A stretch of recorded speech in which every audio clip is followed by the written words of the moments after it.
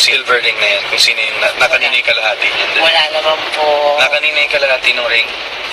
Nasa kaibigan ko po. Kaibigan, bakit kayo may ring kung hindi kayo mag-shota? Kaibigan ko lang po. Alam po nila Barbie ang kwento. Barbie ho? Barbie Fortesa. Idadamay Nakita na po nila. Nakita niya po. Namit pa po ni Miss Barbie. Nung birthday ko last 2 years. So, ano ba mga karanasan mo? Makwento ka naman. Di ba, sabi mo dati, mahilig ka sa mga lolo. Ano lolo? Mahilig ka sa... Di ba sabi mo, mahilig ka sa mga lolo. Tapos, dati dun sa tabi ng tindahan niyo sa San Pedro, meron kang tinitigilan ng bahay na may mag-asawa. Tapos, pag umaalis yung asawa, ikaw yung pumapalit. Gaano ka totoo yun? Ha? Hindi naman po. Ilang taon ka nun, mga panahon yun? Hindi naman po. Ilang taon ka nga nun? 20. 20? 20? Pero aminado ka, homewrecker ka. Hindi naman po. Medyo lang. Sige.